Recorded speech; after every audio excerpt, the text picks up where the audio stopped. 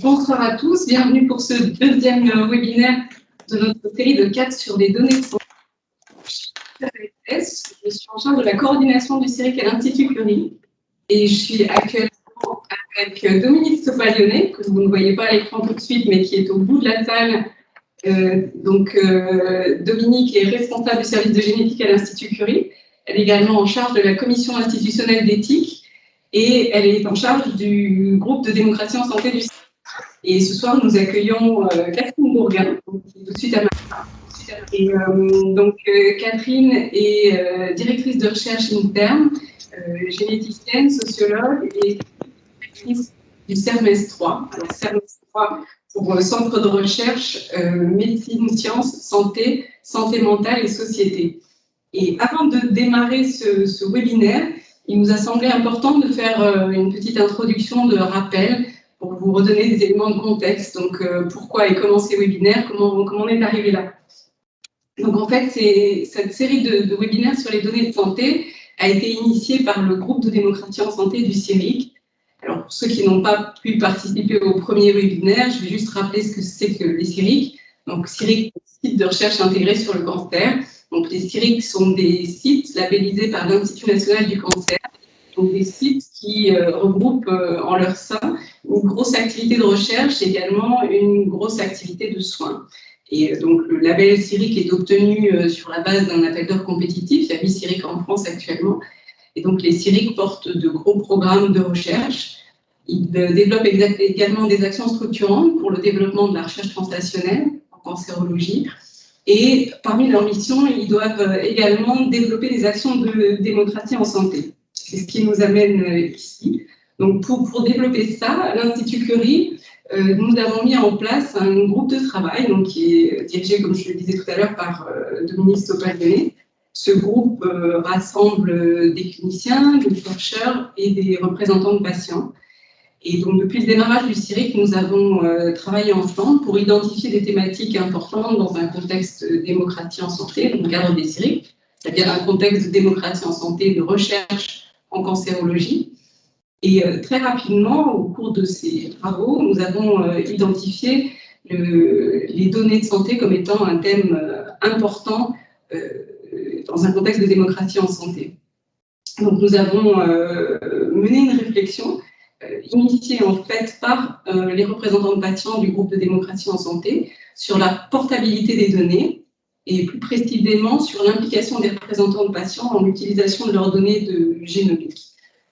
Et au cours de ces réflexions, il nous est à tous apparu que cette thématique des données de santé était très complexe, elle soulevait beaucoup de questions et il nous a paru important d'organiser cette série de webinaires pour montrer cette complexité et puis également pour pouvoir échanger avec les patients, leurs représentants, le public, avec vous. Donc voilà ce qui nous amène ce soir. Et écoute, je pense que Dominique, je vais te donner la parole pour l'animation. Bonjour à tous. Donc sur l'animation, en fait, c'est vous qui allez faire cette animation à travers les questions que vous allez poser, les commentaires que vous pourrez faire. Donc je voudrais juste rappeler quelques règles du jeu entre guillemets. Donc ce webinaire, il va avoir 2 temps, un temps d'exposé avec Catherine Bourguin. Donc là, je vous demande vraiment d'avoir caméra et micro éteints. Vous pourrez, lors donc, de cette première partie, ou pour la première partie, dans le fil de la conversation, poser des questions, voire faire un commentaire. Et puis, deuxième temps, après l'intervention, d'une vingtaine de minutes, donc là, vous pourrez avoir caméra ouverte ou fermée, comme vous le souhaiterez. Par contre, micro coupé, sauf quand, bien sûr, vous prendrez la parole. Et donc, n'hésitez pas à ce moment-là, prendre la parole, vous levez la main et on la donnera au fur et à mesure des mains levées. Donc là, vous pourrez poser des questions ou encore faire des commentaires. Et puis, dernier point que je voulais souligner, c'est que c'est enregistré. Donc, l'ensemble du webinaire est enregistré. Voilà, tout simplement que vous le sachiez. Voilà, bon webinaire. Alors, bonjour à toutes et à tous. Je vais donc aujourd'hui traiter la question qui a été choisie par le groupe de préparation, qui est la suivante: mes données de santé, pourquoi faire, pour moi et pour les autres. Alors, je vais vraiment partir de cette question en commençant par revenir sur les contextes et les raisons pour lesquelles on peut collecter des données de santé.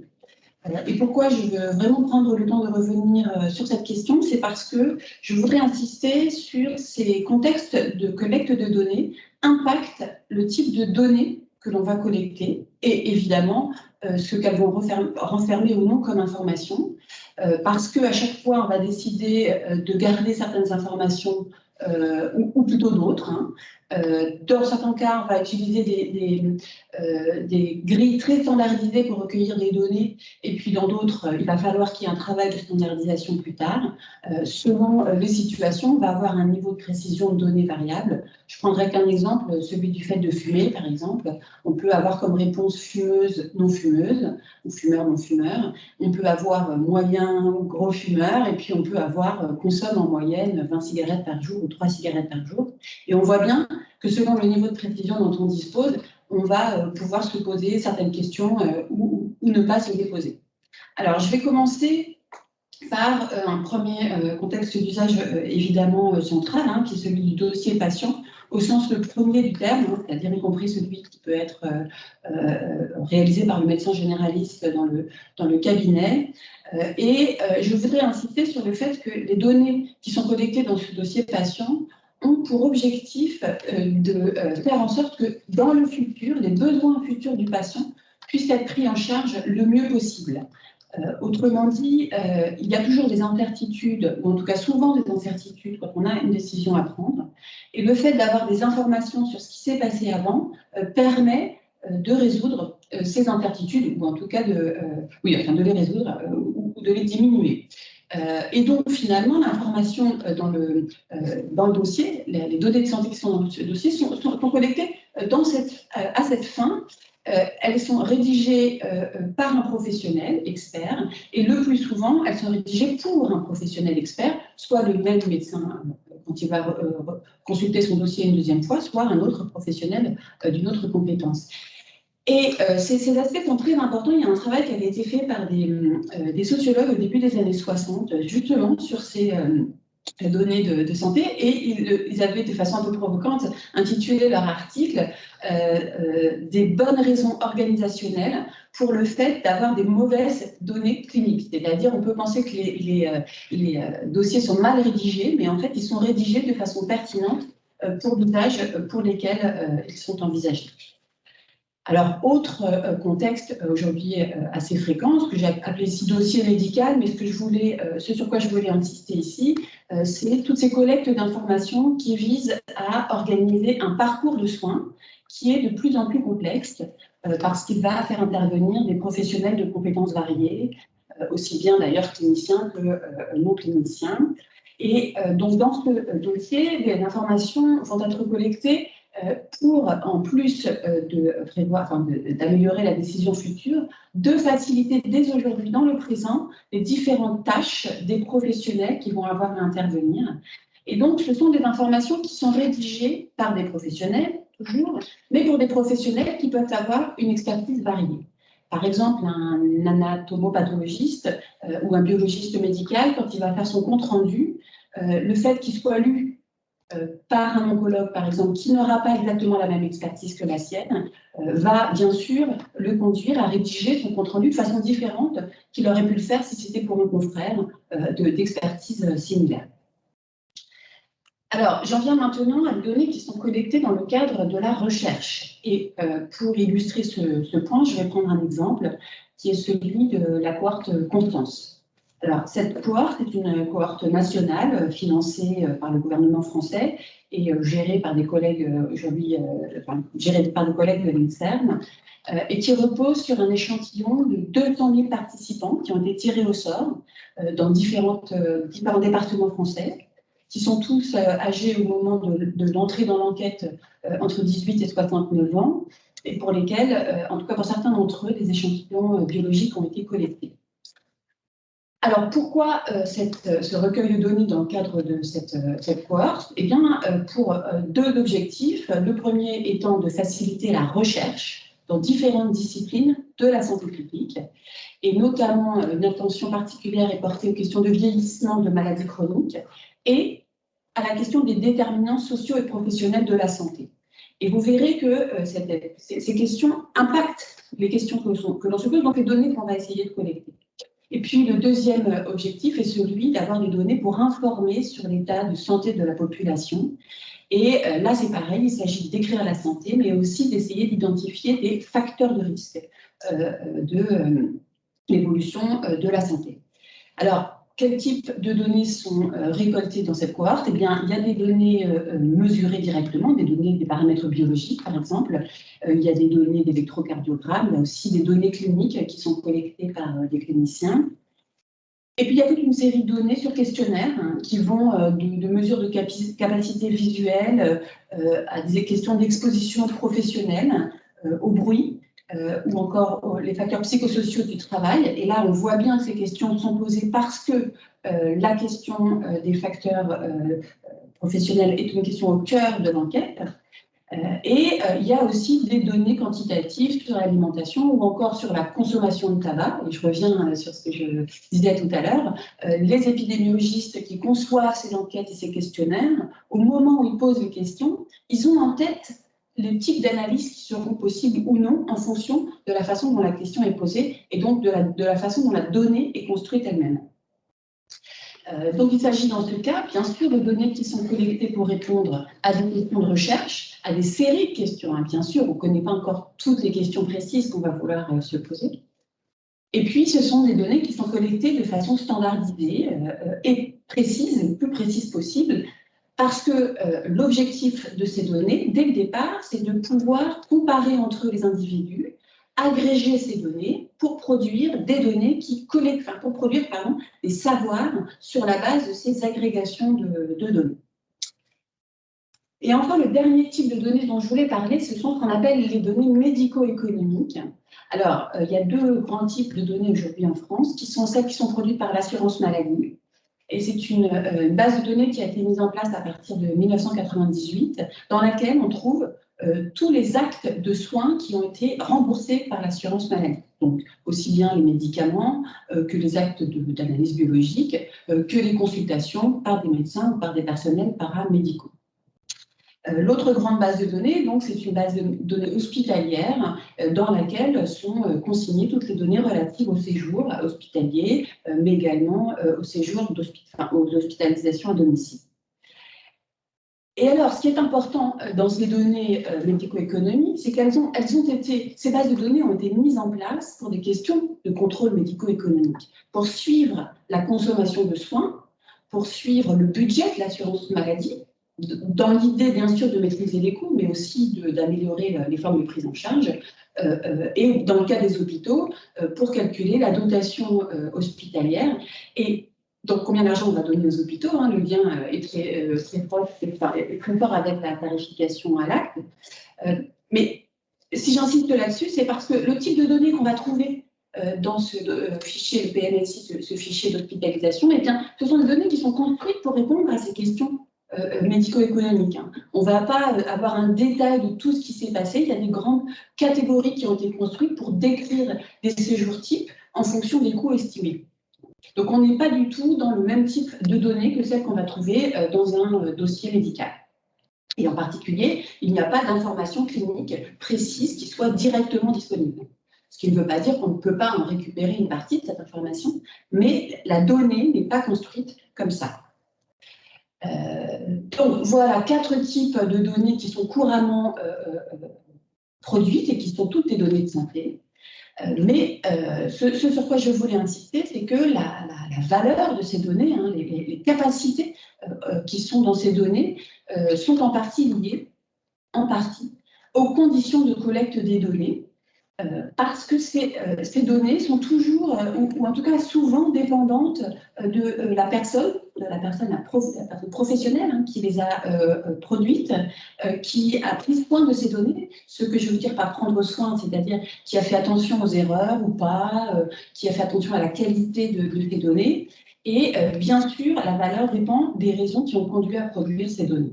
Donc, ce ne sont pas toujours des données qu'on pourrait qualifier d'actuaires, c'est-à-dire comme les données qui sont parfois utilisées dans les polices d'assurance pour faire des calculs de police d'assurance et qui sont des chiffres qui peuvent circuler comme ça, indépendamment du contexte de production. Ce n'est pas toujours le cas. C'est le cas de certaines données, bien sûr, mais très souvent en santé, ce n'est pas spécifique à la santé, mais c'est particulier à la santé, ces données sont liées au contexte de production. Pour autant, et c'est un enjeu que nous discutons dans ces séminaires, depuis plusieurs années, il y a des politiques nationales, des politiques européennes, des politiques d'institutions aussi, pour ouvrir et faciliter l'accès à ces données, donc c'est ces politiques en anglais d'open data, avec vraiment l'intention de favoriser l'accès à toutes ces données de santé, dans l'objectif d'améliorer les soins. C'est évidemment un objectif central. D'améliorer les soins aujourd'hui, d'améliorer aussi les soins de demain, donc de permettre à la recherche de se déployer, de permettre à l'innovation aussi de se déployer. Et c'est de plus en plus un moteur important. Il y a des enjeux aussi de développement de l'économie du secteur biomédical pour que ça infuse dans l'innovation, mais de façon plus générale comme un enjeu économique. Alors, je vais insister sur quelques aspects de ces politiques. Un premier aspect, c'est déjà d'essayer de permettre de mieux exploiter les données disponibles. Parce que je vous ai dit, par exemple, que les données de l'assurance maladie ou que les données hospitalières sont produites pour des médico-économiques. Mais pour autant, on peut faire beaucoup d'analyses sur les parcours de soins, sur l'état de santé des individus, en fonction des analyses qu'ils ont eues ou pas. Et c'est la raison pour laquelle, dès 2007, le gouvernement en France a mis en place un Institut national des données de santé qui regroupe ces données de l'assurance maladie et ces données hospitalières, avec comme mission donnée à l'Institut de faciliter l'accès à ces données pour essayer de répondre à des questions nouvelles que les chercheurs ou d'ailleurs les industriels peuvent se poser. Un autre élément qui est également très développé, c'est le fait de faciliter le croisement entre des bases de données. Et par exemple, les collègues de la cohorte Constance, dont je parlais tout à l'heure, eh bien, ont réussi à faire en sorte que pour les 200 000 personnes qui sont dans l'enquête Constance, ils ont accès aux données de l'assurance maladie, aux données hospitalières et aussi aux données de la Caisse nationale d'assurance vieillesse, parce que ça permet de reconstruire les parcours professionnels des personnes. Et le fait de croiser ces données augmente l'information qu'on a sur chaque personne et donc la qualité des données et la diversité des questions auxquelles on peut espérer répondre. Plus récemment, il y a une politique nationale qui a été mise en place pour développer ce qui a été appelé le Health Data Hub. On est passé à l'anglais à cette occasion. C'est en fait le principe de l'Institut national des données de santé dont je viens de parler, mais qui est élargi puisque le Health Data Hub doit permettre de faciliter l'accès aux données de l'assurance maladie, aux données hospitalières, mais également à des données de registres épidémiologiques, à des données pharmaceutiques, et y compris à terme à des données de recherche et de grandes cohortes nationales. Donc là, c'est pareil, c'est cette idée qu'en reliant entre elles, en interconnectant des bases de données, on va pouvoir produire des informations plus riches. Et puis enfin, le dernier aspect qui est aujourd'hui développé, c'est celui d'essayer de rendre, dès les étapes du soin, la production de données accessible et adaptée à la recherche. Et alors ça, c'est ce que font un certain nombre d'hôpitaux, hein, bien sûr, mais au niveau national, il y a un plan qui a été lancé en 2016, voilà, qui s'appelle le plan France Médecine Génomique 2025 et qui vise à permettre, dans le cadre du soin, le séquençage entier de l'ADN d'une personne, si ça peut être utile à sa prise en charge. Et donc là, voilà, aujourd'hui, il y a des patients atteints de cancer, de maladies rares et parfois, et à terme d'autres maladies qui bénéficient de ce séquençage entier de leur génome dans le cadre du soin.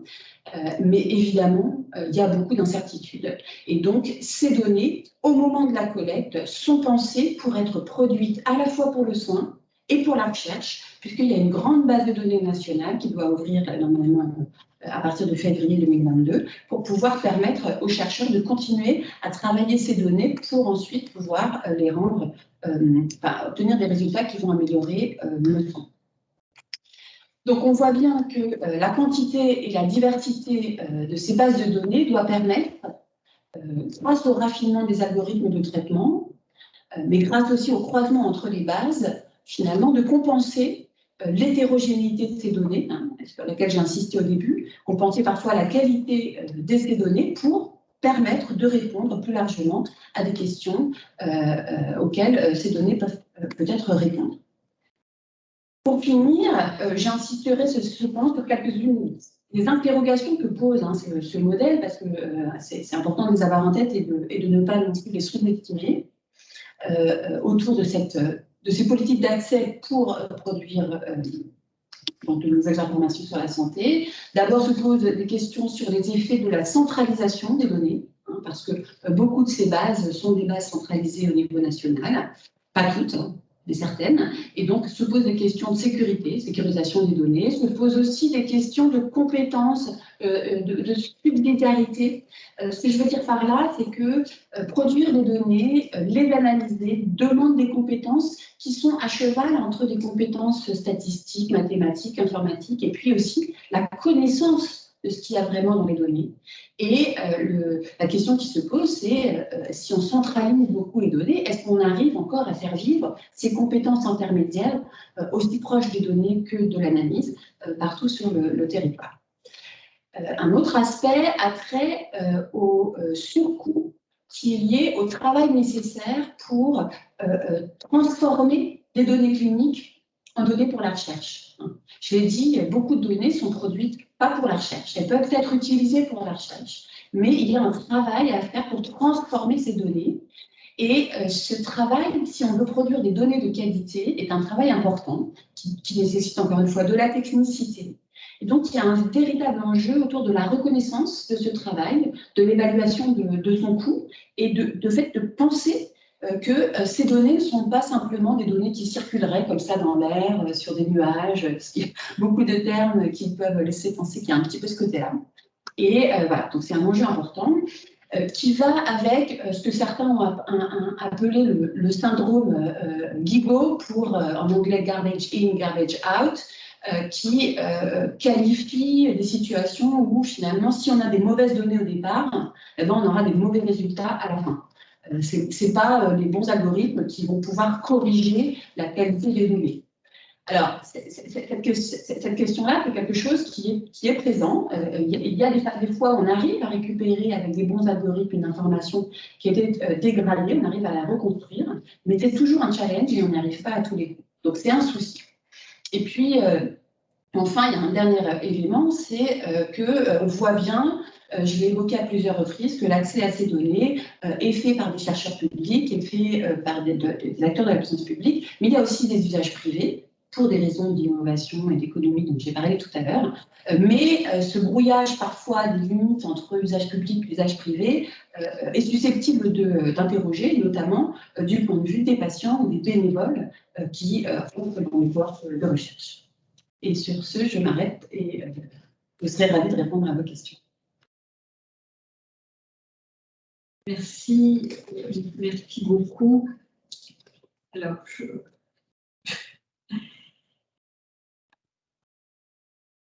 Alors, il n'y a pas de questions, voilà, c'est un peu comme le premier. Donc voilà. Ah si, il y a une main levée. Et voilà, mais il y a des mains levées. Alors, je vois. Ah ben, Cyril, c'est un fidèle.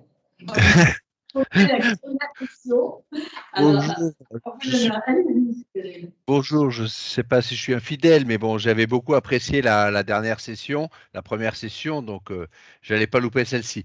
Ma première question, j'en ai quelques-unes, mais ma première, c'est sur le dossier patient dont vous avez parlé. En fait, je voulais savoir, il est où? Il est stocké où? Et est-ce que le patient peut avoir accès à ces données patients? Et ça va rebondir sur ma deuxième question qui a lien avec le RGPD. Puisque du coup, forcément, toute data qui est donnée avec consentement ou pas, c'est pour ça d'ailleurs, parce que quand il va y avoir croisement de data, est-ce que le croisement de data est déjà expliqué au moment du consentement pour un respect du patient et des notions de RGPD? Alors, Sur la question du stockage, évidemment, ça dépend du contexte, hein, puisqu'il y a encore des médecins qui stockent leurs dossiers patients dans leur cabinet. J'imagine que vous parlez dans des institutions comme l'Institut Curie, plus précisément, parce que… Par exemple, oui, Oui, prenons le cas d'un grand institut, par exemple. Oui. dans un grand institut, enfin, je laisserai Dominique répondre sur le cas de l'Institut Curie, mais il y a partout maintenant des systèmes de centralisation des données de santé qui sont donc organisés au niveau de l'hôpital et qui permettent de collecter toutes ces informations en un seul endroit. Oui, Là, c'est le système d'information hospitalière. oui, c'est le système d'information qui, en principe, qui est extrêmement protégé. Et il y a une information effectivement sur le RGPD, et on a, peut-être que tu voudras préciser là-dessus, on a une direction de la protection des données. Je ne sais pas si Astrid est en ligne. Oui, bah, peut-être si je peux ajouter un petit mot aussi, parce que je ne l'ai pas dit en introduction, mais c'est vrai que pour préparer, pour organiser cette série de webinaires, on a travaillé avec un petit groupe de patients, mais aussi de personnes, et notamment José Fernandez, que j'ai pas cité tout à l'heure, qui est directeur des données à l'Institut Curie, et également Astrid Fernandez, qui est Astrid Lang, qui est déléguée à la protection des données et qui est responsable de la sécurité des systèmes d'information à l'Institut Curie. Alors après, sur la question de l'encadrement du réusage des données, effectivement, il y a une obligation d'informer les patients et d'avoir le consentement ou la non-opposition. Ça dépend des situations. On ne peut pas, par exemple, de plus en plus d'hôpitaux, de grands hôpitaux, et c'est le cas mettre en place des entrepôts de données dont le principe, c'est d'avoir en fait une copie de la base hospitalière anonymisée, ou en tout cas pseudonymisée, puisque l'anonymisation est compliquée, qui vont pouvoir servir à des visées de recherche. Mais l'inscription, le fait pour un patient de pouvoir que ces données soient réutilisées pour la recherche demande une non-opposition. Il y a une information qui est obligatoire auprès des patients et il faut une non-opposition pour le fait d'être inscrit dans des entrepôts de données. Alors après, il y a des spécificités selon les données, parce que sur les données génétiques, par exemple, là, la loi française est beaucoup plus stricte, et là, il faut un consentement explicite. Exactement. Et par exemple, à l'Institut Curie, mais c'est semblable, superposable dans d'autres structures de soins, on propose à tous les patients ce qu'on appelle une information sur ce qu'on peut faire des données de santé, qu'elles soient cliniques ou qu'elles soient aussi liées au prélèvement biologique. Et donc, on peut tirer des prélèvements biologiques des données génétiques, notamment qu'elles soient tumorales ou constitutionnelles. Le législateur ne fait pas de différence entre les deux. Et là, donc, pour finalement des recherches que l'on appellera institutionnelles et non interventionnelles, ce ne sont pas des recherches cliniques qui testent tel ou tel médicament, tel ou tel geste. Donc, ces recherches non interventionnelles, eh bien, il y a un consentement et donc, à donner. Oui. Ok, je vous remercie beaucoup pour vos éléments de réponse. J'ai posé la question parce qu'en fait, je suis représentant d'une association de patients et en fait, on a souvent, donc on fait du consentement, on va passer une IRM, on fait un examen biologique, on nous demande si on est OK pour que nos données soient utilisées dans le cadre d'une recherche. Évidemment, la plupart des gens, j'imagine, quand on est sur une pathologie chronique, vont dire oui. Mais le problème, c'est qu'on ne sait pas vraiment quelle donnée va être diffusée. En fait, on sait qu'on est sur un examen global, on va dire une IRM par exemple, mais derrière, on ne sait pas ce que de l'IRM, qu'est-ce qui va sortir de ces résultats pour être utilisé dans la recherche. Et je pense que le patient, aujourd'hui, rapport à la RGPD ou même par rapport à une version personnelle de la chose, et serait plus en attente d'avoir un peu plus d'informations sur quel type exactement de données vont être utilisées et surtout si lui pourra en avoir en retour. Alors, ça, c'est quelque chose d'extrêmement important. Alors, il y a la question finalement du fait d'informer précisément sur les recherches qui sont menées avec les données qui sont collectées. Alors, dans le cadre de projets de recherche qui sont menés, parce qu'il y a plusieurs situations. Il y a la situation où vous rentrez dans une recherche au moment où elle est en cours, où elle commence, et où les données sont collectées pour la recherche. Je reviens sur ce que je disais tout à l'heure. À ce moment-là, les chercheurs qui sont responsables de la recherche peuvent informer directement les patients, ils doivent le faire du reste maintenant, du protocole de recherche qu'ils vont mettre en place et des questions qui se posent et des résultats qu'ils espèrent avoir. Mais ce qui se passe de façon plus générale, c'est qu'on peut les données, les entrepôts de données par exemple, sont utilisés pour des questions qu'on ne connaît pas au moment où on va collecter l'information. Donc la question, c'est qu'il faut qu'il y ait des systèmes d'information qui permettent aux patients qui souhaitent avoir cette information de la trouver. Et donc des répertoires de projets de recherche qui sont en cours, qui doivent être rendus accessibles aux patients, par exemple sur les sites internet des entrepôts qui expliquent les projets de recherche qui sont en cours. Et idéalement, à terme, il faudrait que des patients puissent refuser, dans certaines situations, la participation à des projets de recherche quand quand ces projets ne leur conviennent pas.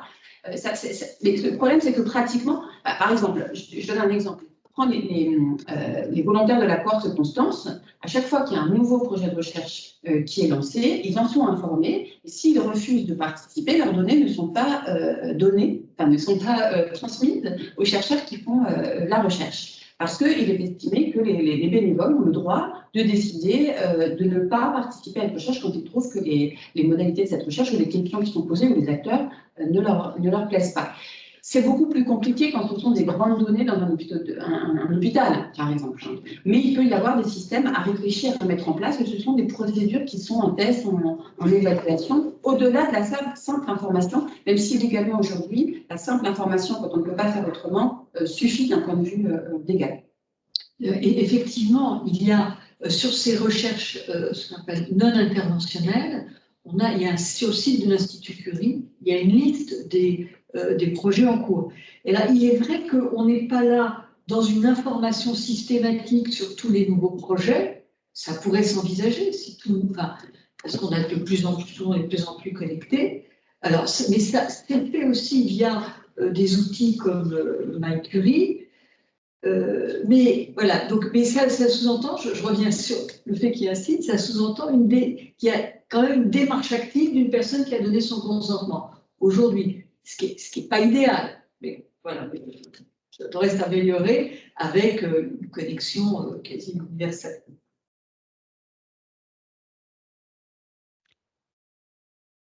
Je me permets juste de relever la main s'il n'y a pas d'autres questions, parce que j'en ai d'autres, mais je ne veux pas monopoliser la parole.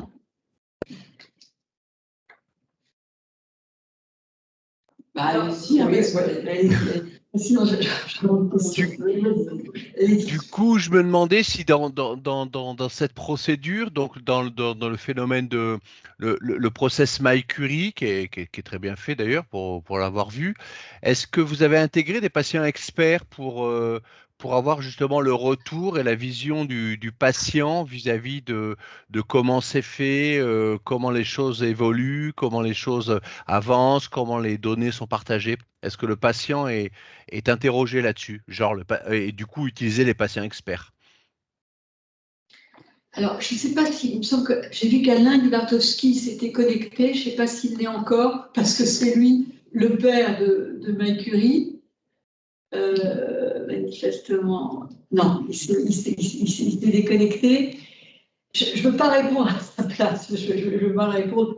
Je pense qu'il y a une consultation, mais je dirais des patients de façon générale, ou des enquêtes de satisfaction. Mais voilà, je ne peux pas vous dire plus, mais je note la question, on va vous répondre.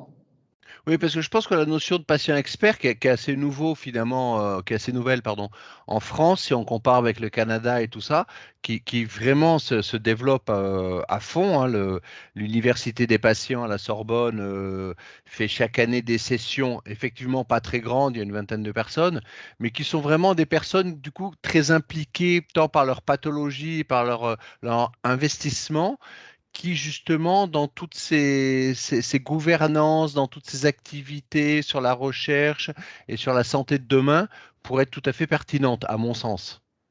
Vous avez tout à fait raison, c'est vraiment ce mouvement, la démocratie en santé qui devient vraiment une réalité. Et donc, je reviens sur ce que j'ai dit, l'Institut Curie a des patients experts dans le cadre de l'enfant hospitalier. Maintenant, leur place spécifique dans MyCurie, c'est là où je ne peux pas répondre. Voilà. D'accord. Et nous devons en plus à ces patients experts, qui ne sont pas forcément les patients experts du comité Curie, Mais dans le cadre du CIRIC, on demande à ces patients experts d'avoir cette discussion aujourd'hui, en fait. Exactement. Oui, mais justement, les CIRIC, donc moi je suis sur Montpellier, les CIRIC actuellement, je sais pas le CIRIC à Curie, mais sont de plus en plus en train justement d'essayer de recruter des patients dans le cadre de leur gouvernance. Bon, bah, de toute manière, les CIRIC vont être renouvelés, enfin il y a une demande là très bientôt là, et donc il y a une vraie demande de patients experts, et je pense qu'effectivement ça fait vraiment sens. Et sur le quatrième point, si je me trompe pas, du renouvellement des CIRIC, qui est pour bientôt, ça fait, c'est une des demandes quoi, du dossier. Oui, l'axe démocratie en santé a été clairement affiché dans l'appel à projet du CIRIC précédent, qui fait que nous sommes là. Et ben, probablement, bien sûr, parce que c'est une dynamique, va être renforcée. Ok, super, merci beaucoup. Après, j'ai une autre petite question. Je vois qu'il y a une question, Cyril, excusez-moi. Non, mais tout à fait. Sur la question de la monétisation de l'accès aux données croisées de l'INS. C'est-à-dire que l'accès lui-même aux données. Alors, en fait, maintenant, c'est plus l'INS, c'est le Health Data Hub qui gère ces données de l'assurance maladie et ces données hospitalières en attente d'un élargissement des données. Ces données sont accessibles gratuitement pour les chercheurs publics. Et la question du coût d'accès à ces données pour des acteurs privés est en cours à ma connaissance, alors je ne suis pas experte, je ne travaille pas au SATAE, est en cours d'évaluation. Ce dont j'ai entendu parler, c'est non pas de monétiser l'accès aux données pour les données, mais de monétiser éventuellement les coûts qui sont associés à l'organisation de cet accès aux données. Parce qu'il y a quand même beaucoup de travail, je l'ai évoqué tout à l'heure, autour de la production des données, mais aussi de la circulation, du contrôle, etc. de ces données. L'idée qu'il y a derrière, c'est que c'est un patrimoine national qui doit pouvoir également être rendu accessible aux acteurs privés. Mais c'est une question qui n'est pas simple, évidemment, et la question de est-ce que les acteurs privés doivent payer et combien, surtout si derrière, après, il y a des innovations qui vont rapporter des sommes importantes, se pose. Il y a une question. J'ai été soignée d'un cancer du sein actuellement en 2018. Que dois-je faire pour recevoir le double intégral de mon dossier?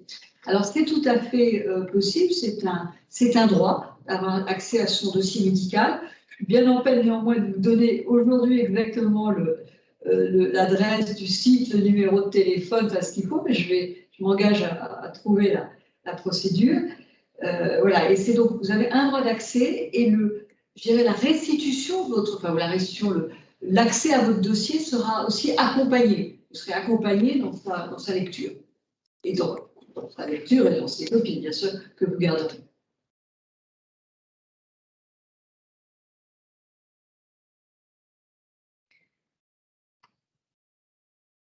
On a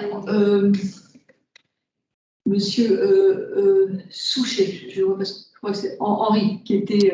Oui, merci, voilà, merci de me donner la parole. Henri Souchet, donc de JLSCARE. Je voulais savoir, selon vous, les obstacles à l'obtention du consentement du patient pour la mise à disposition de ces données pour la recherche. Selon vous, est-ce qu'il y a des obstacles techniques? Est-ce que c'est des obstacles plutôt éthiques? Comment est-ce que vous voyez ça? Moi, je vais lui apporter quelques éléments. Après, je n'ai pas du tout la prétention à répondre à tout, mais un vrai consentement, c'est un consentement qui est vraiment éclairé, c'est-à-dire le fait d'avoir le temps de pouvoir exposer précisément aux personnes, de répondre éventuellement à leurs questions, et de faire en sorte que l'information qu'il leur est donnée leur soit vraiment accessible et qu'on n'ait pas juste quelque chose d'un peu administratif où on délivre l'information parce qu'on est obligé de la délivrer et que le patient, de toute façon, impressionné par le personnel médical la personne médicale, médecin d'ailleurs ou pas, mais accepte sans forcément bien consenti au sens de compris et librement, ou en tout cas suffisamment librement accepté. Donc de ce point de vue-là, c'est une question éthique, mais c'est aussi une question organisationnelle, hein, c'est aussi une question économique. Finalement, quand on fait signer plein de consentements dans des cadres de soins, il faut du temps pour le faire bien, et ce temps n'est pas toujours disponible, et c'est une question qui n'est pas à négliger du point de vue du respect fondamental finalement du consentement, enfin du sens premier du consentement du patient. Et donc, est-ce qu'il n'y aurait pas lieu à ce moment-là de s'adresser à une population plus large plutôt que s'adresser à des gens qui sont stressés par leur maladie? Alors, oui, bien sûr, c'est toujours mieux de s'adresser à des gens guéris ou pas encore malades, mais sauf que si on veut faire un travail de recherche pour mieux comprendre une maladie, c'est compliqué de travailler seulement sur ce type d'échantillon. Donc on a quand même besoin d'avoir accès à des patients, mais ça pose quand même profondément la question de l'entremêlement entre recherche et soins. C'est-à-dire, bien sûr, il y a un impératif de soins, il y a une volonté d'améliorer ce soin par la recherche, mais il y a un déséquilibre à trouver pour que le respect de la situation des patients soit pris en compte. Merci. J'avais une question, je ne vois pas d'autres mains se lever, mais n'hésitez pas. Il y a une question dans le chat. Ah.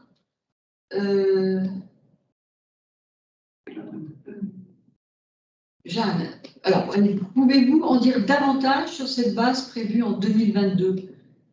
Alors là, on parle de la base, c'est la base du plan France Médecine Génomique, donc qui s'appelle le collecteur analyseur de données, qui est donc en cours de développement et qui va centraliser toutes les informations, enfin, qui va centraliser les informations qui sont aujourd'hui produites par les deux plateformes nationales qui sont financées dans le cadre du plan France Médecine Génomique. Il y en a une donc région parisienne, enfin, à Paris, et une à Lyon. Et qui donc c'est des plateformes qui séquencent tout le génome des personnes, donc soit leur génome et aussi le génome de leur tumeur.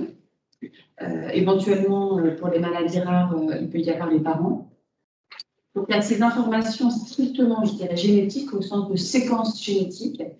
Et puis, comme c'est dans le cadre du soin, pour faire sens de ces données génétiques, les médecins, les biologistes ont besoin de données cliniques, de données sur l'état de la maladie, sur la maladie elle-même, sur éventuellement l'histoire familiale de la maladie. Et donc, ces données sont également versées utilisées sur la plateforme pour interpréter les données génétiques dans le cadre du soin. Et donc, ce sont ces données qui seront centralisées dans le collecteur analyseur de données. Et là, il y a une procédure d'accès à ces données qui a été mise en place. Et donc, l'accès à ces données ne pourra se faire que, bien sûr, lorsque toutes les autorisations éthiques et de protection des données auront été données aux équipes de recherche. Mais il y a aussi un comité scientifique et éthique qui a été mis en place pour évaluer la qualité des projets. L'idée étant qu'on un des enjeux éthiques d'accès à ces données, c'est aussi d'assurer qu'il y a des vraies questions scientifiques qui sont posées et que les questions disponibles sont susceptibles d'apporter des réponses à ces questions et de ne pas ouvrir finalement l'accès à ces données de façon incontrôlée. Donc ça, c'est un premier aspect. Et le deuxième aspect, enfin, j'aurais dû commencer par celui-là, bien sûr, c'est la question de la sécurisation. Et donc là, il y a un dispositif ad hoc de sécurisation qui a été mis en place et qui est très élevé. Voilà, ça reste des bases de données centralisées. Donc voilà. Et puis, il faut dire de plus, je sais pas.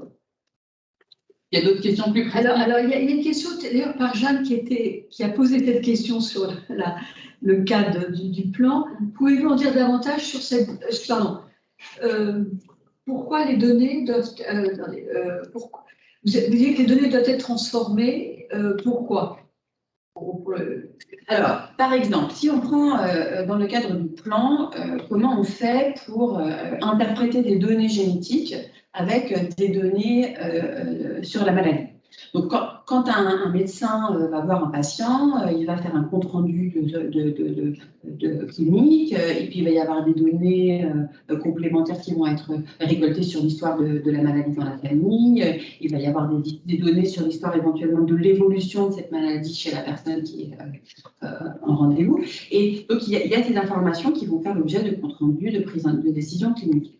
Mais ensuite, pour tout ce qui est la phase d'interprétation des données produites sur l'ADN, eh bien, en fait, ce n'est pas toutes ces données écrites et produites par les cliniciens qui sont envoyées à la plateforme.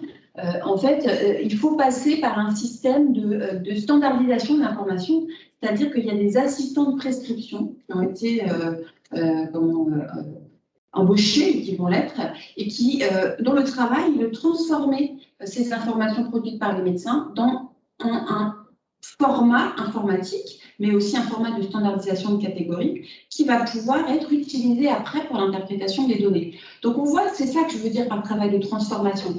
C'est-à-dire l'information produite au départ, elle est foisonnante, elle a plein d'objectifs, et notamment des objectifs directement de prise en charge des patients. Et ensuite, quand on veut faire une interprétation génétique, c'est pas toute cette information qu'on va utiliser. On va l'utiliser de certaines façons, et c'est ça dont on a besoin. Et pour ça, il y a un travail de transformation.